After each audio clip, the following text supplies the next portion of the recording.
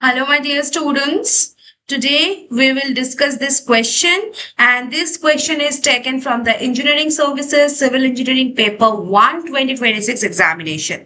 And let me tell you one thing, in ESE, many questions are derivation based, and the examiner checks whether you can combine the different concepts from the strength of materials such as area, moment of inertia, selection modulus, and the equality conditions into one logical proof. And today's question is one such classical derivation. So let's solve it step by step. So first, many students immediately start writing the formulas for the section modulus. But toppers first identify the hidden condition, that is equal weight plus same material plus same length. That means equal volume, equal cross-sectional area. Okay, so this single observation simplifies the entire derivation. Now, for the solid circular beam, area is basically pi d square by 4, right? And for the hollow circular beam, the area, this is pi by 4 d0 square minus di square. And since both the areas are equal, so we can say pi d square by 4, this is pi by 4 into d0 square minus di square. Now cancel the common terms. So we obtain d square, this is d0 square minus di square. And this equation will be used later. So mark this equation as equation number 1. Okay.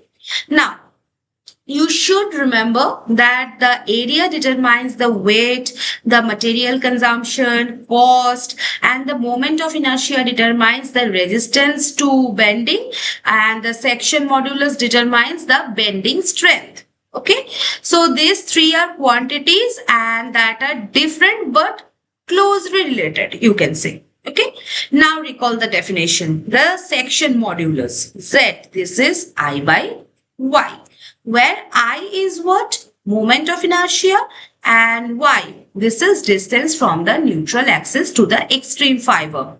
Okay, now moment of inertia, Is, this is pi d to the power 4 by 64, and outer radius Y, this is d by 2. So therefore we can say Zs, this is Is by d by 2. So this is pi dq by 32. Okay.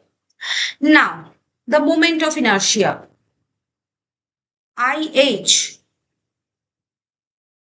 this is pi by 64 into d0 square minus di to the power 4. So the outer radius Y, this is d0 by 2, and hence ZH, this is pi into d0 to the power 4 minus di to the power 4 by 32 d0.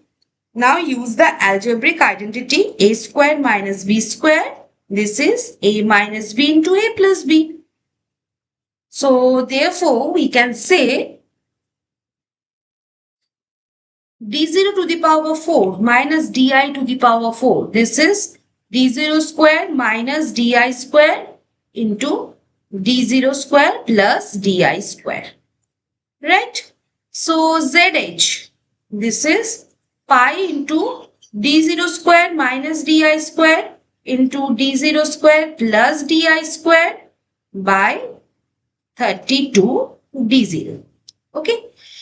Now, instead of expanding the fourth powers, simply factorize them. A small algebraic identity saves several lines of calculation. Okay. Now, Zs by Zh. This is pi d cube by 32 by pi into d0 square minus di square into d0 square plus di square by 32 d0. So cancel pi and 32. So here we are getting d cube d0 by d0 square minus di square into d0 square plus di square. Okay. Now use the equation number 1.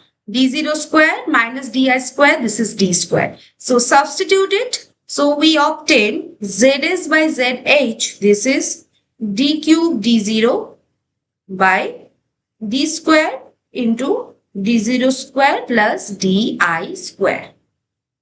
Okay. Now cancel the d square. So finally, here we are getting zs by zh. This is d0 by d0 square plus di square. So proved. So we have beautifully proved this equation, and I really think all the steps are clear to you. So see you in the next session. Bye bye.